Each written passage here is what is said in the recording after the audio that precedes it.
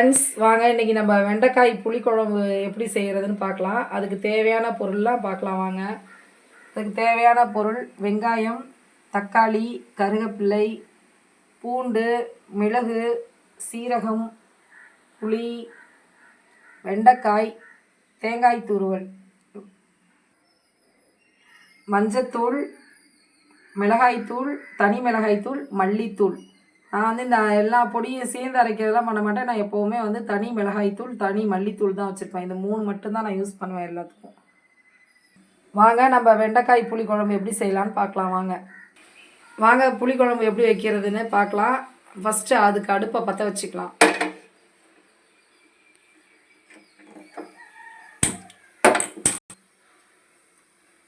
எப்போவும் அடுப்பு பற்ற வச்சுட்டு சாமி கும்பிட்டுட்டு தான் நீங்கள் வந்து சமையல் ஆரம்பிக்கணும். வெண்டைக்காய் வதக்கிறதுக்கு கொஞ்சமாக ஆயில் விட்டுக்கலாம். வெண்டைக்காய் ஃபஸ்ட்டு கொஞ்சம் ஆயில் விட்டு அதை நல்லா வதக்கிக்கணும். இல்லைன்னா வளன்னு இருக்கும்.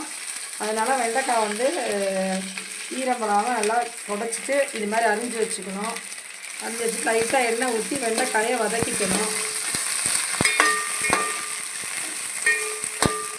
பொன்னிறமாக நல்லா வதக்கிக்கோங்க. விட்டிங்கன்னா நல்லா வதங்கிடும்.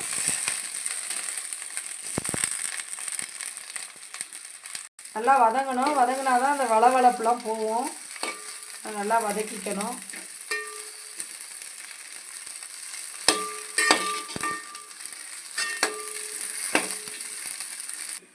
புளிக்குழம்புக்கு வதக்கி ஆட்டி ஊற்றணும். அதுக்கு எப்படி வதக்கிறது வெங்காயம் தக்காளின்னு பாருங்கள். அது கொஞ்சம் எண்ணெய் ஊற்றிக்கலாம்.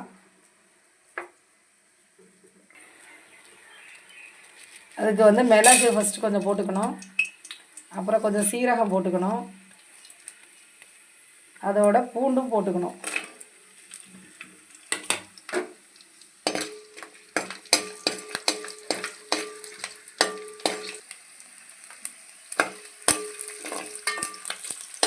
கொஞ்சம் நல்லா அது கொஞ்சம் வதங்கினதுக்கப்புறம்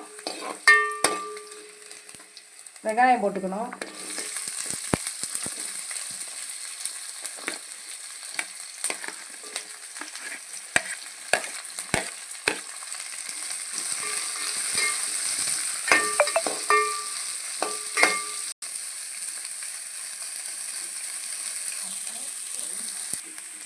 நல்லா கண்ணாடி பதத்துக்கு வதங்கணும். அப்படியே நல்லா வதக்கிட்டே இருங்க. நல்லா கண்ணாடி பதத்துக்கு வதங்கணும். கொஞ்சம் நேரம் அப்படி விட்டிங்கன்னா நல்லா வெந்துடும். வதங்கினதுக்கப்புறம் தக்காளி போடணும்.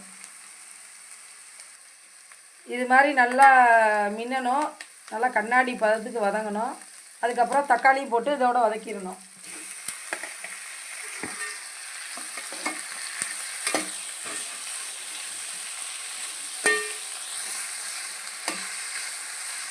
தக்காளி நல்லா வதங்கட்டும். வதங்கினதுக்கப்புறம் அடுத்து என்ன ஆட் பண்ணணும்னு சொல்கிறேன்.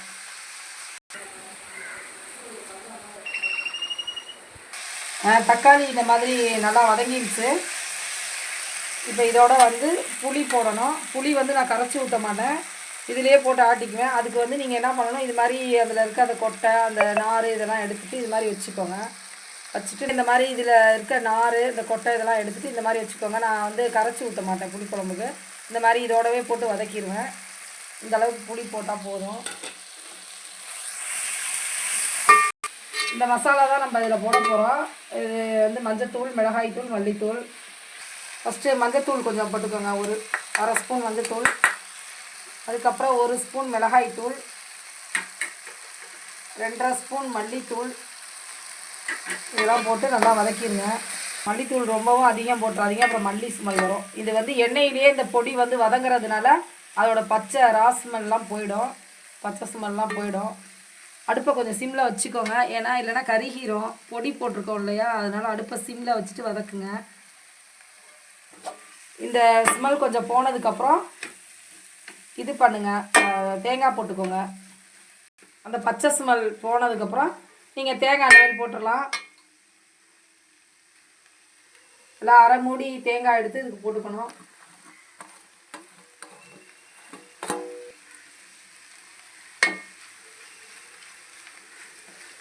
போட்டு நல்லா வதக்கணும்.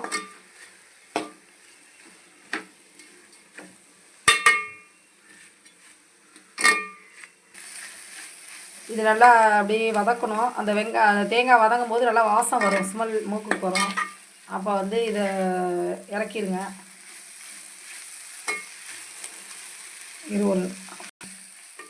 இது மாதிரி நல்லா வதக்கிடணும். நல்லா வாசம் வந்துருச்சு.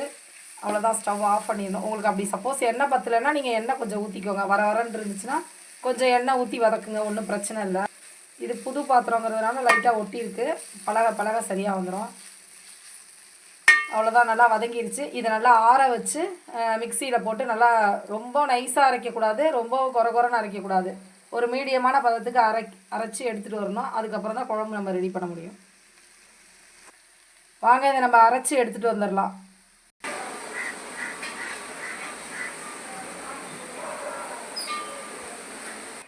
இதுதான் நம்ம செம்பருத்தி செடி. பாருங்கள், நிறையா செம்பருத்தி பூ இருக்குது. செம்பருத்தி பூ வந்து பறித்து காஃபி போட்டு சாப்பிட்டா இது சுகர் குறையும். இதுதான் நம்ம வீட்டில் இருக்க நந்தியாவட்ட பூச்செடி. இது வந்து சாமிக்கு வைக்கிறது. இதுதான் நம்ம வாழை மரம். இங்கே பாருங்கள், தார் போட்டிருக்கு, பூ இருக்குது. சமைக்கலாம், அந்த இதில் சாப்பிடலாம், சமைக்கலாம். தேன் வாழை மாதிரி நல்லா டேஸ்ட்டாக இருக்கும். அரைச்சாச்சு.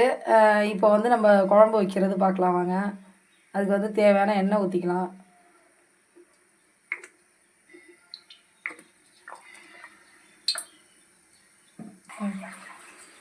கடுகு வந்து எண்ணெய் காஞ்சோடனே போடணும். இன்னும் கொஞ்சம் எண்ணெய் காயணும்.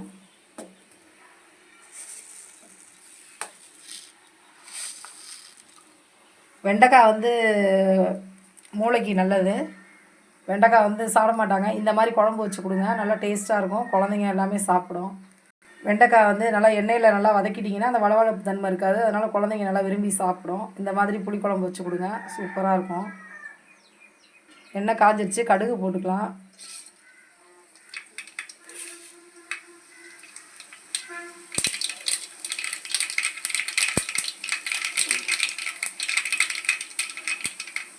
வெந்தயம் கொஞ்சம் போட்டுக்கலாம்.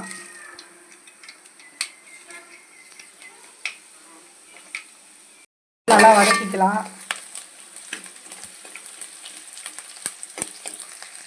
புளி குழம்புக்கெலாம் நல்லா கொஞ்சம் நல்ல வெங்காயம் வந்து கொஞ்சம் பொன்னிறமாக வர்ற மாதிரி வதக்கினா தான் டேஸ்ட்டு கொடுக்கும், நல்லா வாசமும் கொடுக்கும், சாப்பிட நல்லாயிருக்கும். அதனால் தினமாச்சு. இப்போ வந்து கருவேப்பிலை போட்டுக்கலாம்.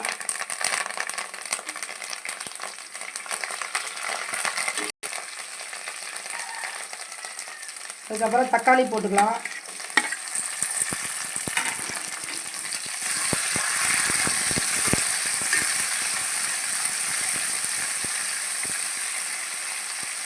தக்காளி கொஞ்சம் நல்லா வதங்கினதுக்கப்புறம் தான் இது போடணும், காய் போடணும்.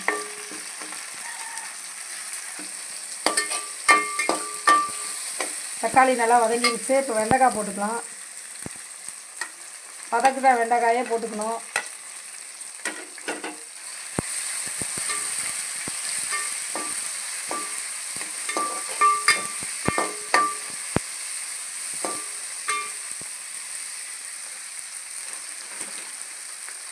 போட்டுட்டு கொஞ்சம் உப்பு போட்டுக்கணும்.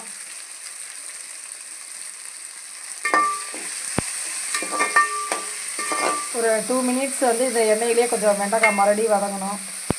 அப்போ தான் அந்த வெங்காயம் தக்காளியில் உள்ள சாறு வந்து அந்த வெண்டைக்காய்க்குள்ளே இறங்கும்.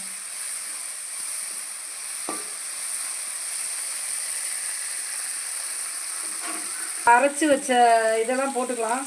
வெங்காயம் தக்காளி தேங்காய் இதெல்லாம் அரைச்சோம் இல்லையா, அந்த பேஸ்ட்டு போட்டுக்கலாம்.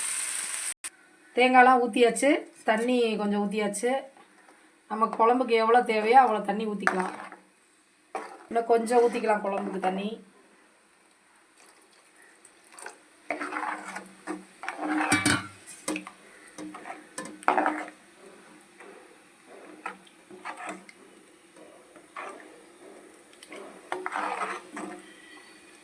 நல்லா வெண்டைக்காய் புளிக்குழம்பு அவ்வளோதான். தண்ணி ஊற்றி குழம்பு நல்லா கூட்டியாச்சு.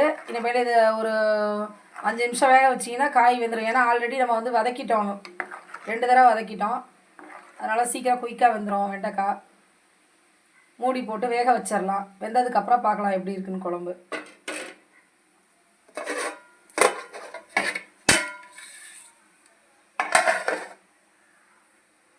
வாங்க குழம்பு கொதிக்குதான்னு பார்க்கலாம். குழம்பு இப்போ தான் முட்டை கொதி வந்திருக்கு. இது நல்லா கொதிஞ்சு அந்த இது வெண்டைக்காய் இன்னும் கொஞ்சம் நேரம் வேகணும். வெந்துட்டால் குழம்பு ரெடி. இதுக்கு வந்து நீங்கள் உருளைக்கிழங்கு வந்து பொரியல் பண்ணிக்கலாம், அப்பளம் வறுத்துக்கலாம். வடகம், அப்பளம், உருளைக்கிழங்கு பொரியல் இது மாதிரி இதெல்லாமே நல்லாயிருக்கும். இது நல்லா காய் வெந்து கொதிஞ்சு நல்லா எண்ணெய் பிரிஞ்சு வரணும். அப்போ வந்து ஆஃப் பண்ணிடுங்க. ஏன்னா புளிக்குழம்பு வந்து நல்லா கொதிச்சா தான் அந்த புளியோட பச்சை ஸ்மெல் போய் ஸ்மெல் போய் நல்லாயிருக்கும், டேஸ்ட்டாக இருக்கும். அதனால் கொஞ்சம் நேரம் கொதிய விடணும். இது சாம்பார் மாதிரி உடனே இறக்கக்கூடாது.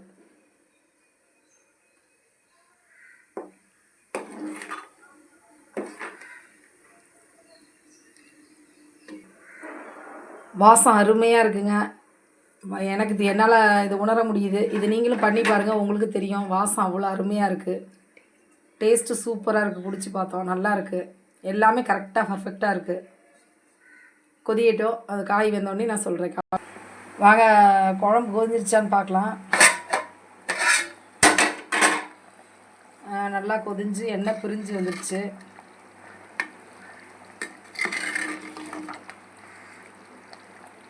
குழம்பு ரெடி ஆகிடுச்சு, காயும் வெந்துருச்சு.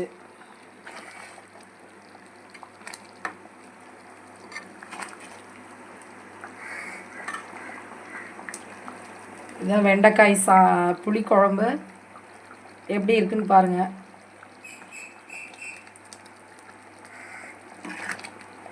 அவ்வளோதான், குழம்பு ரெடி. வாங்க நம்ம சாப்பாடு போட்டு குழம்பு ஊற்றி உங்களுக்கு காமிக்கிறேன். குழம்பு ஊற்றியாச்சு. இதுக்கு வந்து அப்பளம் நல்லாயிருக்கும். இன்றைக்கி இதான் வெண்டைக்காய் புளிக்குழம்பு. இதுக்கு அப்பளம் வந்து நல்லாயிருக்கும் தொட்டுக்க. நீங்களும் இதே மாதிரி சமைச்சு பார்த்துட்டு சாப்பிட்டுட்டு எப்படி இருக்குதுன்னு சொல்லுங்கள். உங்களுக்கு பிடிச்சிருந்தா லைக் பண்ணுங்கள், ஷேர் பண்ணுங்கள், சப்ஸ்கிரைப் பண்ணுங்கள், கமெண்ட் பண்ணுங்கள். நாளைக்கு இதே மாதிரி இன்னொரு சமையலில் நான் உங்களுக்கு சந்திக்கிறேன். பாய்.